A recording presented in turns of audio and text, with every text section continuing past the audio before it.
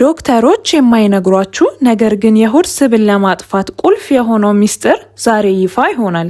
የአካል ብቃት እንቅስቃሴ ብቻውን ለምን እንደማይረዳችሁና እውነተኛው መንስኤ ምን እንደሆነ ዛሬ በዝርዝር አሳያችኋለሁ። ይህ ቪዲዮ ህይወታችሁንና የሰውነት ቅርጻችሁን ይቀይረዋል። ሰላም፣ እንኳን ወደ ቢዩቲ ዊዝ ሚሚ ቻናል በሰላም መጣችሁ። ዛሬ የምንነጋገረው ለብዙዎቻችሁ የራስ ምታት ስለሆነው የሆድ ስብ ወይም ቦርጭ ነው። ምንም ያህል ብትጾሙ ወይም ስፖርት ብትሰሩ ያ ግትር የሆነው የሆድ ስብ ለምን ሊጠፋ እንዳልቻለ ግራ ተጋብታችሁ ሊሆን ይችላል።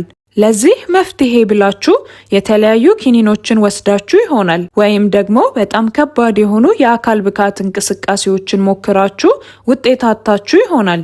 ችግሩ ያለው እናንተ ጋር ሳይሆን በምታውቁት መረጃ ላይ ነው። ብዙ ጊዜ ወደ ሕክምና ቦታ ስንሄድ የሚነገረን ምግብ ቀንሱ ወይም ስፖርት ስሩ የሚል ብቻ ነው። ነገር ግን ከጀርባው ያለው ትልቁ ሳይንሳዊ ምስጢርና ዋናው የሆርሞን ሚዛን መዛባት አይነገረንም። የሆድ ስብ መከማቸት ዋነኛውና ቁጥር 1 ተጠያቂው ኢንሱሊን የተባለው ሆርሞን ነው። ይህ ሆርሞን በሰውነታችን ውስጥ ካልተስተካከለ በቀን 24 ሰዓት ብንሮጥም ስብ አንቀንስም። ኢንሱሊን የሚመረተው በጣፊያችን ሲሆን ስራው በደማችን ውስጥ ያለውን ስኳር ወደ ሴሎች ማስገባት ነው። ነገር ግን ስኳርና ካርቦሃይድሬት የበዛባቸውን ምግቦች ደጋግመን ስንመገብ ኢንሱሊን በሰውነታችን ውስጥ በከፍተኛ ሁኔታ ይጨምራል። ኢንሱሊን በደማችን ውስጥ በብዛት ሲኖር ሰውነታችን ወደ ፋት ስቶሬጅ ሞድ ወይም ስብ የማከማቻ ሁኔታ ውስጥ ይገባል። በዚህ ጊዜ ሰውነታችሁ ያለውን ስብ ማቃጠል ያቆምና አዳዲስ ስቦችን መደርደር ይጀምራል። ትልቁ ስህተት የሚጀምረው ደጋግሞ በመመገብ ነው። በበላን ቁጥር ኢንሱሊን ይነሳል። ኢንሱሊን በተነሳ ቁጥር ደግሞ ስብ የማቃጠል ሂደቱ ይቆማል። ይህ አዙሪት ነው ለዓመታት ቦርጫችሁ እንዳይጠፋ ያደረገው ዋናው ሚስጥር። ይህ ሁኔታ ሲደጋገም ሰውነታችን ኢንሱሊን ሬዚስታንስ ወይም የኢንሱሊን መቋቋም ለተባለ ችግር ይጋለጣል። ይህ ማለት ሴሎቻችሁ የኢንሱሊንን ትዕዛዝ መስማት ያቆማሉ። በዚህም ምክንያት ጣፊያችሁ ይበልጥ ኢንሱሊን እንዲያመርት ይገደዳል። በደማችን ውስጥ ያለው ትርፍ ኢንሱሊን ደግሞ መሄጃው አንድ ቦታ ብቻ ነው። እሱም በቀጥታ ወደ ሆድ አካባቢያችሁ በመሄድ እንደ ግትር ስብ ተከማችቶ ይቀመጣል። ለዚህ ነው ቦርጭ ከሌላው የሰውነት ክፍል በበለጠ ለመጥፋት የሚከብደው። ታዲያ መፍትሄው ምንድን ነው? ይህንን የኢንሱሊን አዙሪት እንዴት መስበር እንችላለን? ዶክተሮች የማይነግሯችሁንና በቀላሉ በቤታችሁ ውስጥ የምታደርጉትን መፍትሄ ያሳያችኋለሁ። የትም እንዳትሄዱ። መጀመሪያ ግን ወደ ሁለተኛውና ብዙዎቻችን ወደማንጠረጥረው የቦርጭ ምክንያት እንለፍ። ጭንቀት። ብዙ ጊዜ ስፖርት እየሰራው ለምን ቦርጭ አይቀንስም ብላችሁ ለምትጠይቁ መልሱ ያለው ጭንቅላታችሁ ውስጥ ሊሆን ይችላል። ስንጨነቅ ሰውነታችን ኮርቲሶል የተባለ ሆርሞን ያመነጫል። ኮርቲሶል በሰውነታችን ውስጥ ሲጨምር ሰውነታችን ወደ ሰርቫይቫል ሞድ ይገባል። በዚህ ጊዜ ሰውነታችሁ አደጋ መጥቷል ብሎ ስለሚያስብ ለወደፊት መጠቀሚያ እንዲሆነው ስብን በሆዳችሁ አካባቢ ማከማቸት ይጀምራል። ለዚህ ነው ከፍተኛ ጭንቀት ያለባቸው ሰዎች ወይም በቂ እንቅልፍ የማያገኙ ሰዎች የሆድ ስብን ለማጥፋት የሚቸገሩት። እንቅልፍ ማጣት በራሱ በሰውነት ላይ ትልቅ ጭንቀት ስለሚፈጥር ኮርቲሶልን በማናር ስብ ማቃጠልን ፈጽሞ የማይቻል ያደርገዋል።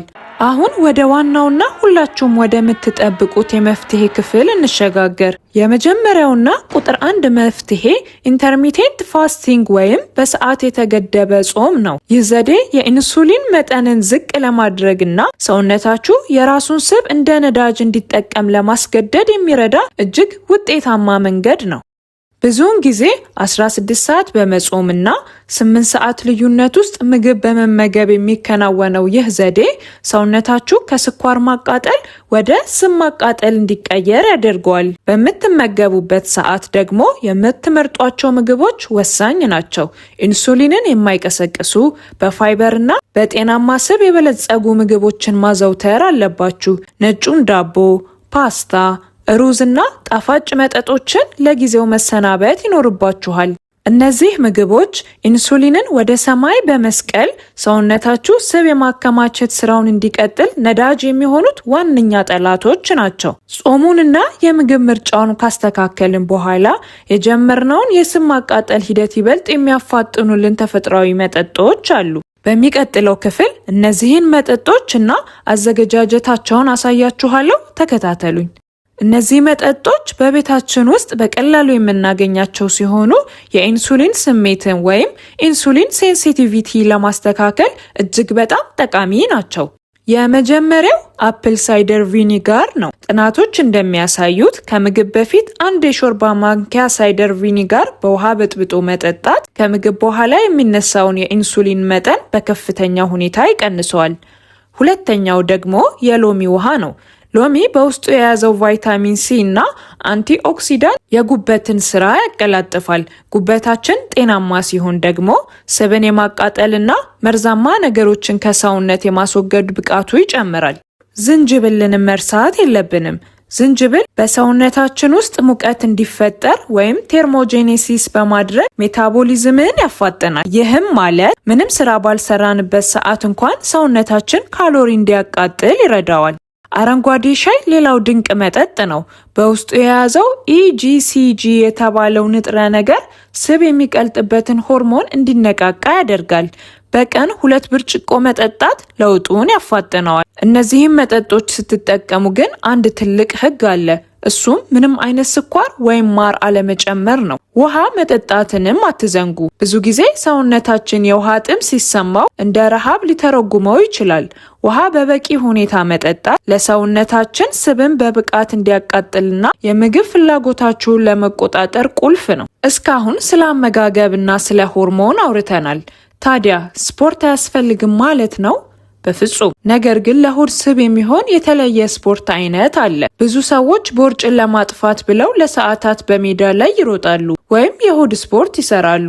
ነገር ግን የሆድ ስብ መከማቸት ሆርሞናዊ ከሆነ ስፖርታችንም ሆርሞንን የሚያስተካክል መሆን አለበት። ለሆድ ስብ ተመራጩ የስፖርት አይነት HIIT ወይም ከፍተኛ ጥረት የሚጠይቅና በአጭር ጊዜ የሚሰራ ስፖርት ነው። ይህ ስፖርት የሰውነታችንን የእድገት ሆርሞን በመጨመር ስብን ማቃጠልን ያፋጥናል። HIIT ማለት ለምሳሌ ለ30 ሰከንድ በሙሉ ፍጥነት መሮጥና ለ60 ሰከንድ ቀስ ብሎ መራመድ ነው። ይህንን ለ15 ደቂቃ ብቻ በማድረጋችሁ ለሰዓታት ከምትሰሩት መደበኛ ስፖርት በላይ የሆድ ስብን ለማቅለጥ ይረዳችኋል። ሌላው ወሳኝ ስፖርት የጥንካሬ ስራ ወይም ሬዚስታንስ ትሬኒንግ ነው። ጡንቻዎቻችን በጠነከሩ ቁጥር ሰውነታችን እረፍት ላይ በሆነበት ሰዓት እንኳን የሚያቃጥለው የካሎሪ መጠን ይጨምራል። ጡንቻ ስብን የሚበላ ሞተር ነው። ነገር ግን ጥንቃቄ ማድረግ ያለባችሁ ነገር አለ። ከልክ በላይ ስፖርት መስራት ኮርቲሶልን ሊጨምር ይችላል። ቀደም ብለን እንዳየነው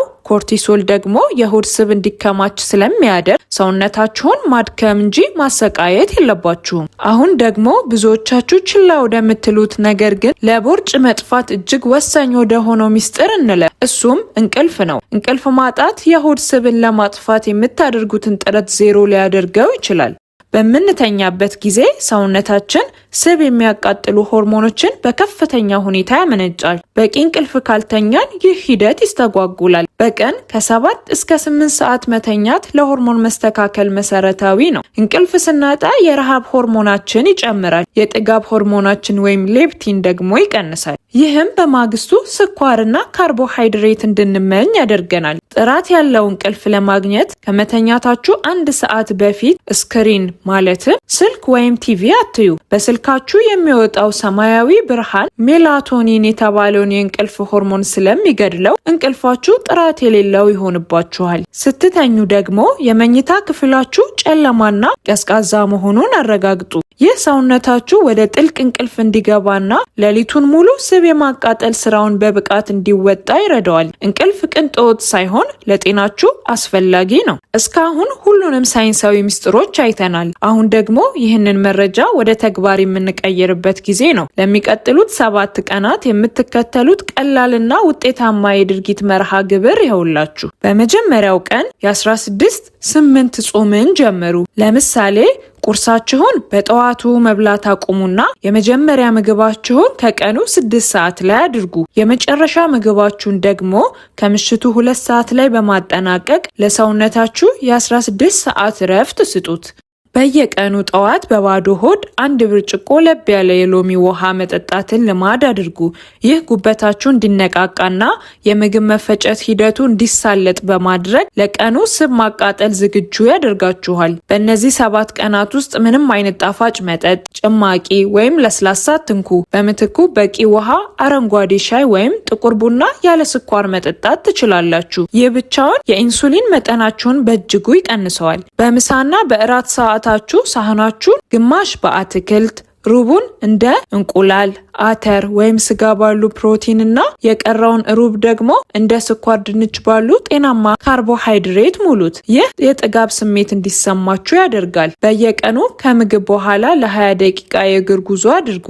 ይህ ቀላል እንቅስቃሴ ከምግብ በኋላ የሚነሳውን የደም ስኳር መጠን ለማረጋጋትና ኢንሱሊን እንዳይጨምር ለማድረግ እጅግ በጣም ይረዳል። ውሃ መጠጣታችሁንና በቂ እንቅልፍ ማግኘታችሁን በጭራሽ አትዘንጉ። እነዚህ 2 ነገሮች ከሌሉ ሌላው ጥረታችሁ ሁሉ ውጤት አልባ ሊሆን ይችላል።